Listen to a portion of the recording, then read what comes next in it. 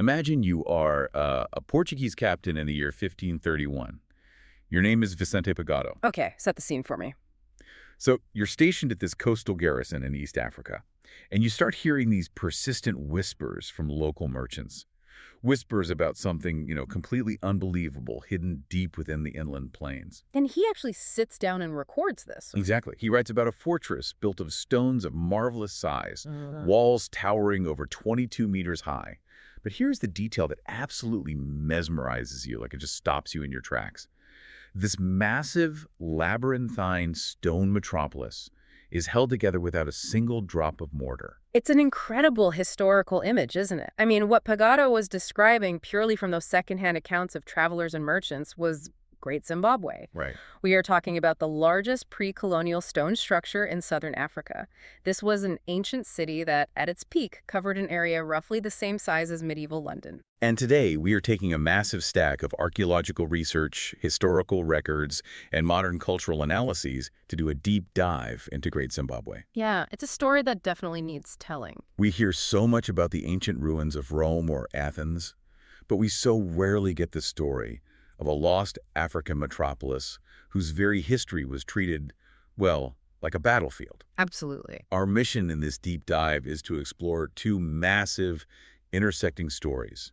First, we're going to look at the rise and the mysterious fall of this ingenious, globally connected African city. And then the darker side of the story. Right. Then we are going to unpack the century-long historical crime where European colonizers literally tried to erase the true identity of the people who built it. It really is a profound narrative.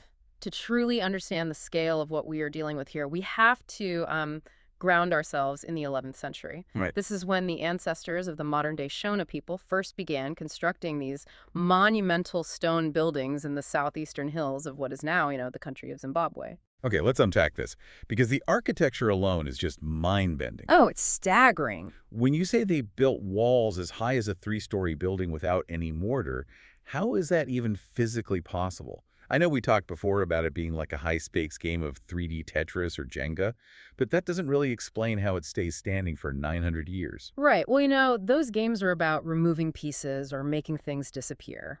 What the builders of Great Zimbabwe mastered is something called dry stone walling. Which means no cement, no glue. Exactly. It's less like stacking regular bricks and more like a massive gravity-locked jigsaw puzzle.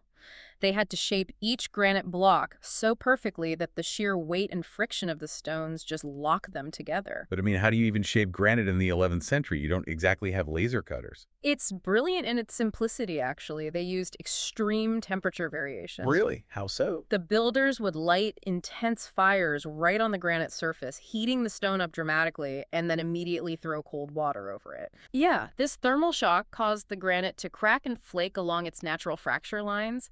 They would peel off these relatively uniform slabs of rock, dress them, and then lay them down in perfect courses. That is just incredible engineering. It is, and the sheer precision of how they fit together is what allowed gravity to do all the work of mortar.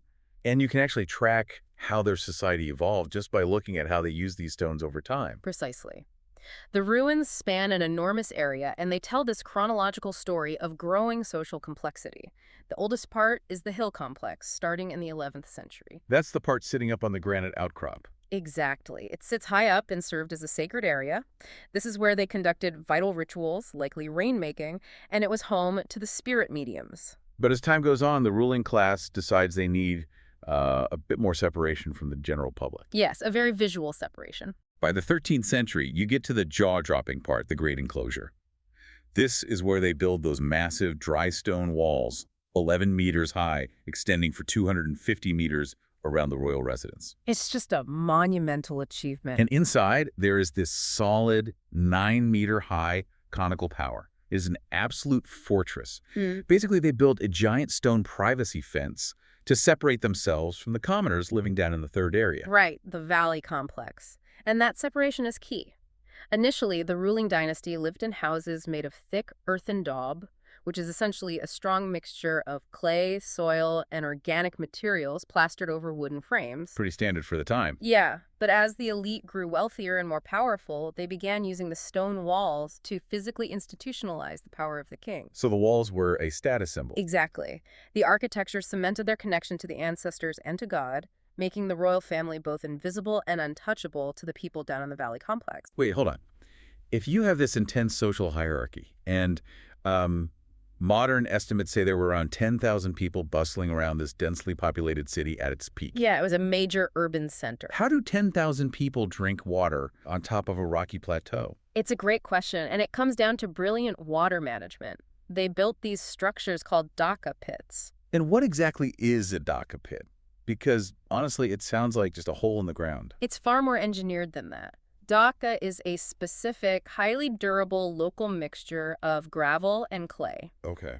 When they excavated the clay to build their earthen houses, they didn't just leave empty craters. They engineered these closed depressions to act as massive reservoirs and wells. Oh, that's clever. Right. The granite domes of the landscape naturally shed seasonal rainwater, and the citizens channeled that runoff directly into these sealed, waterproof dhaka pits. And how much water are we talking about? In total, these pits could hold an astounding 18,000 cubic meters of water. Whoa. Yeah, preventing stagnation and ensuring a steady water supply all through the dry seasons. That is a massive public works project. Which naturally makes you wonder if you are building a metropolis that requires this much specialized labor. And engineering. Right. Engineering to shape stones with fire and water, and this much civic infrastructure. Where is the money coming from? I mean, they can't just be farming cattle all day. Well, agriculture and a large centrally managed cattle herd were definitely crucial for their local political networks. You know, cattle equaled status. Sure. But the real capital, that came from global economics. By the 13th century, Great Zimbabwe had completely replaced a neighboring state called Mapungubwe as the economic powerhouse of the entire region. They dominated the long-distance trade routes. Completely. Okay, let's talk about the logistics of that trade, because we were talking about a landlocked city in southern Africa. Yeah. How do you get goods from the coast all the way inland? It required a massive network. Great Zimbabwe controlled the flow of goods from the gold fields of the inland plateau all the way down to the Swahili coast. To cities like Sofala and Kilwa-Kisiwani. Exactly. Now, the Swahili coast was deeply integrated into the massive Indian Ocean trade network. Every year, predictable monsoon winds would blow ships from India, Arabia, and even as far as China down the East African coast. So the Swahili merchants were essentially acting as the middlemen. Exactly. The coastal merchants traded cloth, glass, and ceramics to the interior traders. Those interior traders would physically walk those goods inland to Great Zimbabwe, exchanging them for local gold and ivory. Wow. And the archaeological evidence for this is just staggering. When researchers excavated the Great Zimbabwe site, they found 14th century Chinese blue and white porcelain from the Ming Dynasty. Just buried there. Right. They unearthed Longquan green glazed stoneware, they found intricate Persian glass, and even minted coins from Arabia. Just picture that for a second. You're standing in the middle of southern Africa in the 14th century. The elite class is sitting behind an 11-meter high gravity-locked stone wall, eating off Chinese porcelain and trading with Arabian currency. It completely shatters the stereotype of an isolated continent. It really does. And, you know, they weren't just exporting raw materials either. They had incredible local industries. Archaeologists have found these specialized clay crucibles. Which proves they were doing high-level metallurgy. Right, proving that highly skilled local artisans were melting down gold to manufacture fine wire, intricate beads, and bracelets right there in the city. What's fascinating here is that despite this heavy, constant international trade, Great Zimbabwe's architectural style remained completely indigenous. That's a great point. Think about it. They were importing luxury goods from across the globe, interacting with traders who had seen the domed mosques of the Middle East or the coastal palaces of the Swahili states. But they didn't try to copy them. No, there is absolutely no evidence that they copied any foreign building styles. The dry stone architecture was uniquely, brilliantly their own. And the most iconic artifacts to come out of those indigenous traditions are undoubtedly the Zimbabwe birds. Oh, yes. Beautiful sculptures. There are 8 of these famous, human-sized, monolithic carvings. They're sculpted out of soapstone and depict a bird of prey, which is thought to be the Badlur eagle. And in Shona culture, the Badlur eagle is deeply significant. They represented protective spirits and were considered the messengers of the gods. So where were they kept? These massive soapstone birds were likely placed on platforms in the eastern enclosure of the hill complex. They were essentially watching over the sacred rituals and acting as a conduit between the living king and the ancestral realm. Okay, but wait. We have a fortress that can withstand armies. We have a society sitting on massive wealth from global trade. Yeah. We have an advanced engineering sector. And yet, by the 15th and 16th centuries, everyone leaves. They do. You're telling me they just packed up and walked away? Mm-hmm. That makes no sense. Was there a plague? Did a massive army invade? It's hard to wrap our modern heads around, but it wasn't one single catastrophic event like an invasion. It was a slow, agonizing suffocation of their resources and their economy. So an environmental collapse. Sort of. Think about the environmental footprint. While sudden climate change wasn't the primary culprit, concentrating 10,000 people in one specific valley takes an incredible toll. Right. Remember the fire and water method for cracking the granite? They must have been burning through massive amounts of local timber just to build the walls. Precisely. They likely deforested the entire surrounding area. Furthermore, the sheer size of the population inevitably depleted the local aquifers. Even with all those Dhaka pits. Even with the pits, the dense living conditions and thousands of cattle would have eventually contaminated their water supply. And then the global economy shifted. How so? In the 15th century, the international demand for gold dropped. To make matters worse, traders began opening new routes further north along the Zambezi River. Bypassing the city entirely. Completely. Those new routes cut the middleman out, and the wealth just stopped flowing into Great Zimbabwe. And we actually have a fascinating window into what this felt like on the ground through Shona oral tradition. We do. The local histories explicitly attribute the demise of Great Zimbabwe to a salt shortage. It's a very specific, telling detail. The oral tradition says that a member of the royal family, a man named Nyatsimba Mutoda, led a faction of the population north specifically to find salt. Because, if I'm reading this right, the king was literally tired of having to eat salt that had been painstakingly extracted from goat's dung. Yes, that is the story. I really want you to imagine being in that position.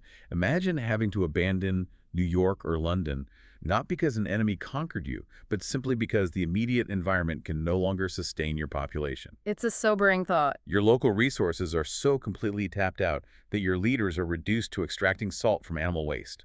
Historians view that salt shortage story as a figurative yet brutally accurate way of describing severe land depletion and the exhaustion of critical life-sustaining resources. So Mutoda leaves. Right. Mutoda traveled north, found what he needed, and ended up founding the Mutapa Empire. That shifted all the political and economic power completely away from Great Zimbabwe. Leaving it empty. Yeah, so by the 17th century, this great stone metropolis was totally abandoned, sitting quiet, and slowly being reclaimed by nature. So the city is swallowed by nature. But when Europeans finally stumble upon these monumental walls in the late 1800s, instead of marveling at African engineering, they do something completely baffling. Yeah, they invent an entirely fake history. This brings us to the Zimbabwe controversy. And it is a masterclass in how colonial prejudice can actively blind people to reality. There really is. In 1867, a German-American hunter named Adam Render was shown the ruins by locals. A few years later, he brought a German geographer named Karl Malk to the site. Right, and when Karl Malk looks at these staggering 11-meter-high stone walls, his reaction is entirely dictated by the racial prejudice of the era. They just couldn't believe it. Driven by colonial ideologies, these European explorers literally could not fathom that indigenous Africans were capable of building such an architectural marvel. So what did Malk say? He immediately discounted any possibility of native construction. Instead, he invented a complete fantasy. He declared, with absolutely no credible evidence, that the ruins must be a replica of the Queen of Sheba's palace in Jerusalem. Wow. And that it was built by King Solomon or ancient Phoenicians. He even looked at a wooden lintel above a doorway at the site and baselessly claimed it was Lebanese cedar brought all the way across the ocean by Phoenician sailors. Here's where it gets really interesting. Mm. And by interesting, I mean absolutely devastating. Mm-hmm. Because this wasn't just harmless speculation or bad science. No, it wasn't. This is a deliberate cover-up. It's like a crime scene investigator deliberately burning the evidence and framing an imaginary suspect, all just to justify stealing the victim's house. That is exactly what it was. This mythical Queen of Sheba narrative became deeply pervasive among white settlers because it served a highly specific political purpose. It justified the colonial presence. Right. If the ruins were built by ancient white or Middle Eastern civilizations, the colonizers could tell themselves and the world that they weren't subjugating African land, they were merely reclaiming ancient, lost, non-African territory. And because of this myth, a wave of amateur explorers and literal treasure hunters descended on Great Zimbabwe.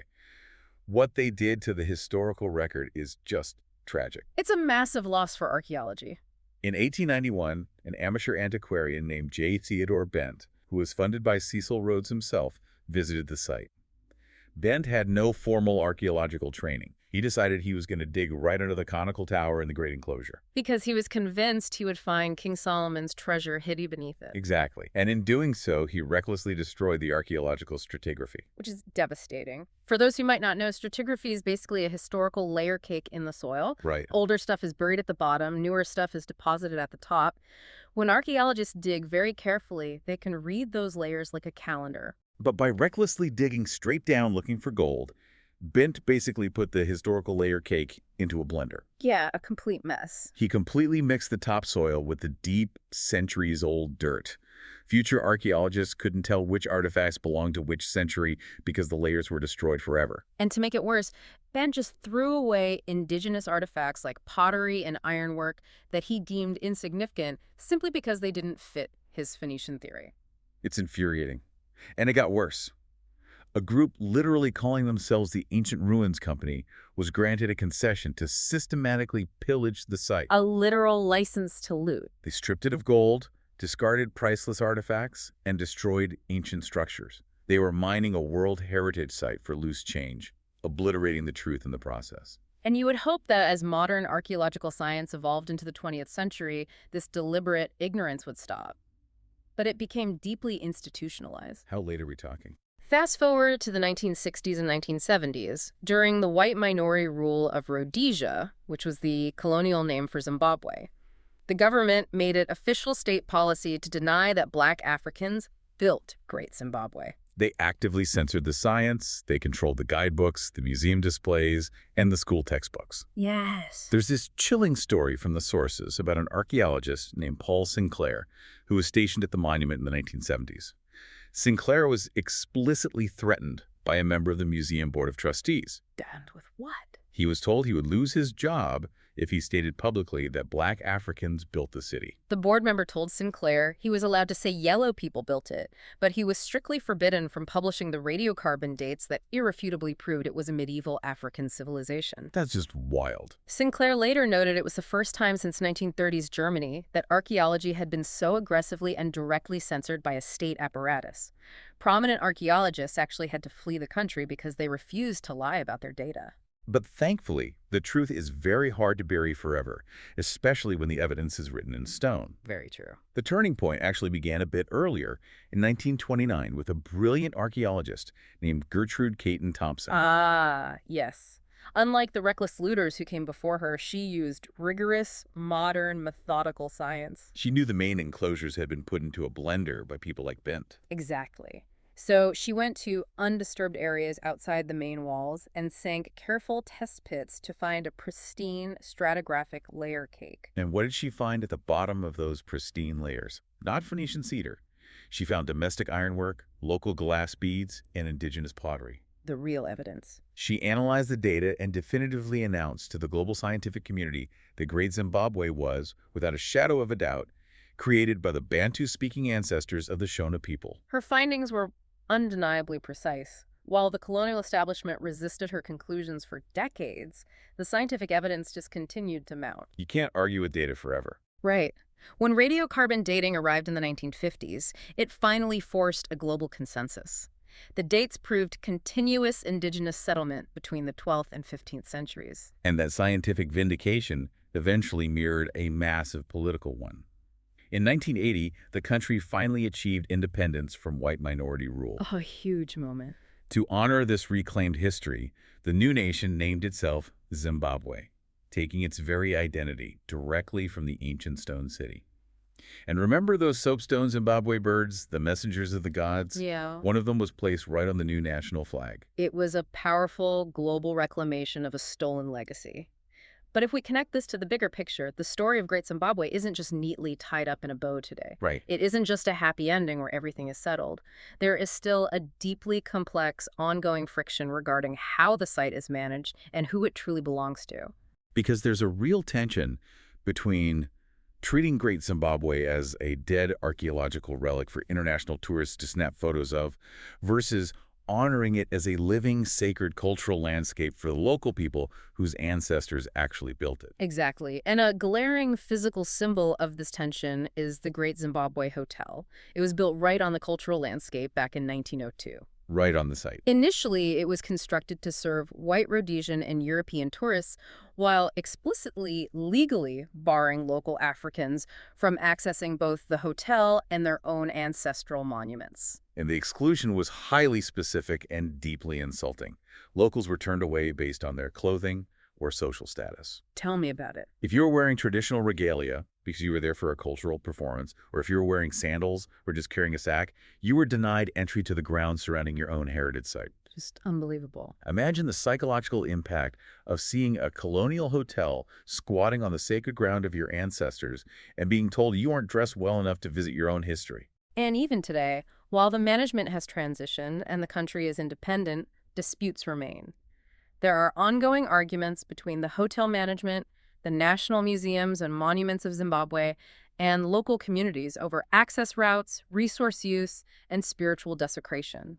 It's still an active issue. Very active. There was even a documented incident where buses carrying local monument visitors were redirected away from the hotel simply because the passengers were singing out of excitement and the hotel deemed it too noisy for their paying guests. It just shows how the very science of archaeology, with its focus on preservation, objective data, and sterile tourism, can sometimes inadvertently alienate the local communities. Definitely. The people who view this site not as a museum but as a church, a place where their ancestors and spirits still actively reside. It is a profound debate over ownership.